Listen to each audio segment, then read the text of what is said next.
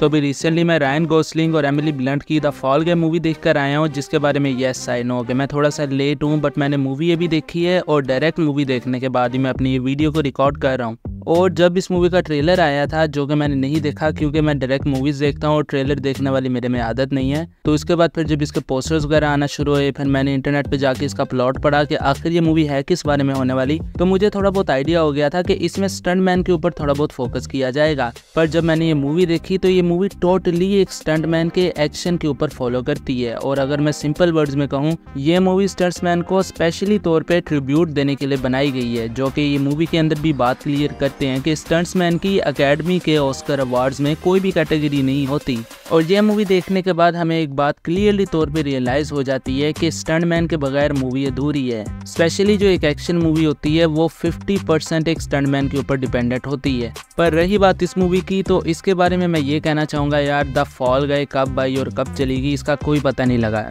I mean कि यकदम से इसका ट्रेलर आ जाता है, वो भी मूवी की रिलीज से सिर्फ 2 महीने पहले। और जब मूवी रिलीज होती है तब बहुत ही कम लोगों को पता था कि रायन गोसलिंग की फॉल गाय नाम की मूवी भी आई है, जिस बात का रिजल्ट हमें मूवी रिलीज होने के बाद पता लग गया है कि ये मूवी बेसिकली $150 मिलियन के बजट पे बनाई गई थी। और यकीन मानो इस मूवी ने सिर्फ $105 मिलियन की बॉक्स ऑफिस कलेक्शन की है कि यार ये मूवी और इससे आगे कितना ही जा पाएगी। इस मूवी को सही तरह से टाइम नहीं मिल सका अपना बिल्डअप लेने के लिए, अपनी मार्केटिंग के लिए, लोगों को पता लगे कि फॉल गाय नाम की भी कोई मूवी मार्केट में आई हुई है। पर चलो जो हो गया सो हो गया। अब मैं आपको यही बताऊंगा कि अगर आपने सिनेमा में जाके ये मूवी नहीं देखी तो OTT के ऊपर घर बैठ के क्या आपको ये मूवी के ऊपर अपना टाइम देना भी चाहिए या नहीं, जिसमें हो सकता है स्टोरी का अंदाजा आपको हो गया हो कि स्टोरी एक स्टंटमैन के ऊपर फोकस करने वाली है, बट इसके अलावा हमें स्टंटमैन के काफी सारे एडवेंचर्स देखने को मिलते हैं। और एडवेंचर्स मतलब एक तो उसकी जॉब हो गई जो कि वो ऑलरेडी स्टंट्स वगैरह परफॉर्म कर रहा है, डेंजरस से डेंजरस, और उसके बाद वो खुद एक मूवी के सेट के ऊपर बहुत ही मिस्टीरियस सिचुएशन में फंस जाता है। तो वो क्या सिचुएशन है और उसका क्या सोल्यूशन निकलेगा, ये आपको मूवी देख के पता लगेगा। जिसके बारे में फर्स्ट ऑफ ऑल मैं एक और चीज क्लियर कर दूं, ये एक एक्शन मूवी होने के साथ साथ एक कॉमेडी मूवी भी है, जिसमें आपको कॉमेडी का भी अच्छा भला तड़का देखने को मिलेगा। सेम लाइक जैसा द नाइस गाइज में आपको कॉमेडी देखने को मिली थी ना, वो भी रायन गोसलिंग की मूवी थी, उसी के जैसे थोड़े बहुत आपको कॉमेडी का टच देखने को मिलेगा। और उस मूवी में भी सेम लाइक दिस कास्ट बहुत बड़ी थी, उनकी फीसों के ऊपर सारा खर्चा निकल गया। उसके बाद मूवी का सेट भी बहुत जबरदस्त था, मूवी की स्टोरी भी बहुत यूनिक थी, पर उसमें ये लोग इतना कुछ ज्यादा एक्सप्लोर नहीं कर पाए। बुलेट ट्रेन की तरह ये मूवी भी एक लिमिट को पार नहीं कर पाती, बल्कि उस लिमिट और बाउंड्रीज के अंदर ही रहती है, जिस वजह से आपको थोड़ा बहुत कहीं कहीं पे ये फील होने लगेगा कि आपको इस मूवी में इतना कुछ स्पेशल नया देखने को नहीं मिल रहा। बस एक यूनिक आइडिया को एक इंटरेस्टिंग वे के अंदर ये लोग रिप्रेजेंट कर रहे हैं, जो कि यस इन्होंने किया है। कि आई मीन ये मैं कोई बुराई नहीं कर रहा, इस मूवी के बजट के लिहाज से सबसे पहले तो इसका VFX आपको कई की जगह पर वीक सा फील होता है। उसके बाद इस मूवी के $150 मिलियन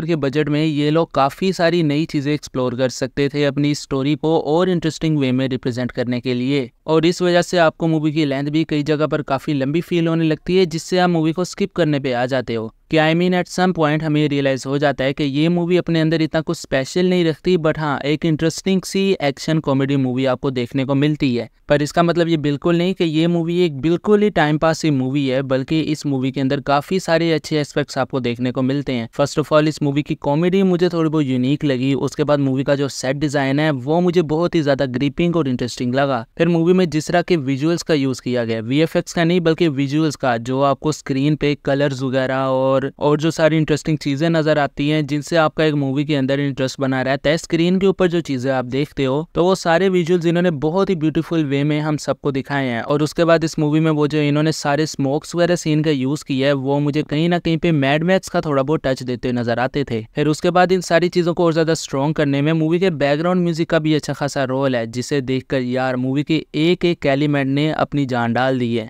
कि हाँ ये बात ठीक है, मूवी की जगह पे स्लो डाउन होती है, बट जहाँ पे मूवी इंटरेस्टिंग होना शुरू होती है वहाँ पर तो आपको बहुत ही एंटरटेनमेंट की राइड मिलती है, जिसमें चाहे बात हो मूवी की सिनेमेटोग्राफी, इसका बैकग्राउंड म्यूजिक, मूवी के अंदर जो एक्शन सीन्स यूज किए गए हैं, और स्पेशली यार मूवी का डायरेक्शन मुझे बहुत ही हार्ड वर्किंग लगा। हार्ड वर्किंग से मुराद बहुत ही ज्यादा यूनिक लगा। कि तुम खुद सोचो, एक तो इन्होंने ऑलरेडी एक मूवी बना के हमें दिखाई है, और उस मूवी के अंदर भी ये लोग एक मूवी को शूट कर रहे हैं, तो ये सारी चीजों को हैंडल करना बहुत ही ट्रिकी होता है, जिसका सारा क्रेडिट मूवी के डायरेक्टर को जाता है। और मैं एक दफा फिर से बताऊं, इस डायरेक्टर ने इस मूवी से पहले bullet train, fast and furious, Hobbs and Shaw और डेडपूल 2 जैसी मूवीज को इस डायरेक्टर ने बनाया है। तो तुम खुद ही अंदाजा लगा लो, मूवी का एक्शन और मूवी का डायरेक्शन ये तो तुम्हें बिल्कुल भी डिसअपॉइंट नहीं करेंगे। बट हाँ, मूवी की जो स्टोरी है वो कहीं की जगह पर थोड़ी बहुत वीक होती नजर आती है, बट फिर भी तुम्हारा टाइम बहुत ही अच्छी तरह से पास आउट हो जाता है, जिसे देखने के बाद ये स्लो डाउन वाली चीज तुम्हारे ज़हन में भी नहीं आएगी, बल्कि तुम ये कहोगे तुम्हारी टिकटों के पैसे वसूल हो गए, क्योंकि इसमें तुम्हें काफी सारी अच्छी चीजें देखने को मिलती हैं, जिसमें मोस्ट इंपॉर्टेंटली मूवी का जो मैसेज है कि सिर्फ एक्टर का एक फेस होता है स्क्रीन के ऊपर, उसके पीछे जो उसके एक्शन सीन्स होते हैं, उसके स्टंट्स होते हैं, वो बकायदा एक स्टंटमैन परफॉर्म करता है। बट हाँ, कुछ एक्टर्स ऐसे भी हैं जो कि अपने स्टंट्स खुद करना प्रेफर करते हैं, जैसे कि टॉम क्रूज, जैकी चैन, जेट ली, जेसन स्टैथम, सिल्वेस्टर स्टैलोन, और इसके बाद एक और बंदा जो कि हाँ एक्टर तो नहीं है बट यह स्टंटमैन बहुत ही बढ़िया है, हमारे बॉलीवुड से टाइगर श्रॉफ। जिसके बाद मैं तुम्हें इंटरेस्टिंग बात बताता हूँ कि डिवेन द रॉक जॉनसन जैसा हल्क बंदा वो भी अपने स्टंट्स को खुद परफॉर्म नहीं करता, बल्कि उस बंदे का भी एक स्टंटमैन है, जो कि रिसेंटली रॉक ने अपने स्टंटमैन को इतने अरसे से उसका साथ देने के लिए एक फोर्ड का ट्रक गिफ्ट किया है। और फिर इसी के ऑपोजिट एक बहुत ही लेजेंडरी मूवी के सेट के ऊपर एक और बहुत बड़ा इंसिडेंट हुआ था, जिसके ऊपर रिसेंटली अभी एक डॉक्यूमेंट्री आ रही है। वो ये कि जो हैरी पॉटर मूवी के अंदर डैनियल रेडक्लिफ का जो स्टंटमैन था, स्टंट डबल था उसका, वो सेट के ऊपर डैमेज हो गया था और अब वो चलने के काबिल नहीं रहा। जिसके बाद जो डैनियल रेडक्लिफ है उन्होंने अपने स्टंटमैन का साथ जिंदगी भर के लिए निभाया है, और अभी लेटर ऑन डैनियल रेडक्लिफ अपने स्टंटमैन के ऊपर एक डॉक्यूमेंट्री भी लेकर आ रहा है, स्पेशली उसी को डेडिकेट करते हुए कि किस तरह उसने अपनी जॉब के ऊपर अपनी जिंदगी को रिस्क के ऊपर लगा दिया। और उसके बाद दूसरी तरफ एक एक्टर के साथ बहुत बड़ा हाथ हो गया था, वो ये कि टॉम हॉलैंड जब पहली दफा सिविल वॉर के टाइम पे टोनी स्टार के साथ मिला था, तो उस टाइम पे टॉम हॉलैंड ने मूवी के सेट पर आधे घंटे तक अपने आरडीजे के साथ कन्वर्सेशन की थी। जिसके बाद उसने देखा कि आरडीजे उसके सामने खड़ा हुआ है, पर उसके साथ एक कमरे के अंदर से निकल के रियल आरडीजे आ रहा है, यानी कि वो आधे घंटे से आरडीजे के स्टंटमैन के साथ बातें कर रहा था। और उसके बाद ऑन द अदर हैंड जो हमारी फीमेल प्रोटैगनिस्ट वाली मूवीज होती हैं, स्पेशली एक्शन मूवीज, जिनमें हमारी फीमेल एक्ट्रेसेस को काफ़ी मेजर और काफ़ी बड़े बड़े स्टंट्स करने पड़ जाते हैं, तो उनमें भी काफ़ी फीमेल एक्ट्रेसेस ने अपने बहुत ही बड़े बड़े स्टंट्स को खुद परफॉर्म किया है। फॉर एग्जाम्पल जो किल बिल मूवी है, उसमें जितने भी एक्शन सीन्स हैं, जितने भी डेंजर स्टंट्स हैं, वो खुद उमा थर्मन ने पर्सनली तौर पर परफॉर्म किए हैं। उन्होंने इस मूवी में किसी भी स्टंट डबल का नहीं था यूज़ किया। और उसके बाद अपनी सबसे बड़ी एग्जाम्पल आती है एंजेलिना जोली की, कि एंजेलिना जोली को तुमने जितनी भी दफ़ा एक्शन मूवीज़ के अंदर देखा है, तो यस, उसने अपने सारे स्टंट्स खुद ही तौर पर परफॉर्म किए हैं। फिर उसके बाद अपनी क्रिस्टन स्टेवर्ट और कैमरॉन डियाज ने बहुत ही कम, ना होने के बराबर ही स्टंट डबल का यूज़ किया, और अगर किया भी हो तो बहुत ही स्वेयर कंडीशन में। जिसमें एक और एग्जांपल आ जाती है कि एवेंजर्स एज ऑफ अल्ट्रॉन के टाइम पे अपनी स्कारलेट जॉनसन यानी कि ब्लैक विडो उस टाइम पे प्रेग्नेंट थी, और उनके जितने भी स्टंट्स थे वो उनके बॉडी डबल ने परफॉर्म किए थे। जिसके बाद हाँ, अपनी हेल बेरी कैसे पीछे रह सकती हैं, उस बंदी ने भी अपनी लाइफ में मोस्ट ऑफ द स्टंट्स खुद बाय पर्सनली तौर पर परफॉर्म किए हैं। तो इन सारी चीज़ों के बाद से तुम्हें इस बात का अंदाज़ा तो खूबी तौर पर हो गया होगा कि स्टंटमैन की एक मूवी अंदर कितनी ज्यादा इंपॉर्टेंस होती है। आई मीन कि अगर मैं ये भी कहूँ कि एक स्टंटमैन के बगैर एक एक्टर बिल्कुल तौर पे अधूरा है, तो ये बात भी गलत नहीं होगी। आई मीन कि एक्शन मूवीज के अंदर हमें सबसे ज्यादा डिमांड स्टंटमैन की पड़ती है, और अपनी ये वाली फॉल गेम मूवी भी बिल्कुल यही मैसेज डिलीवर करती है, बस कुछ एग्जांपल्स के साथ। आई मीन इसमें तुम्हें थोड़े बहुत कैमियोज देखने को मिल जाएंगे, वो तो ऑब्वियस ही बात है, क्योंकि इस मूवी के अंदर किसी और मूवी की प्रोडक्शन इन डेवलपमेंट में चल रही होती है, जिसमें रायन गोसलिंग एक स्टंटमैन का रोल करता है, और वो अपनी सारी क्रेजी चीजें करता हुआ हमें नजर आता है। और इस मूवी के बाद से एकेडमी वालों को भी ये ख्याल आ गया कि हमें इस साल से स्टंटमैन के ऑस्कर्स की कैटेगरीज भी ऑर्गेनाइज कर देनी चाहिए,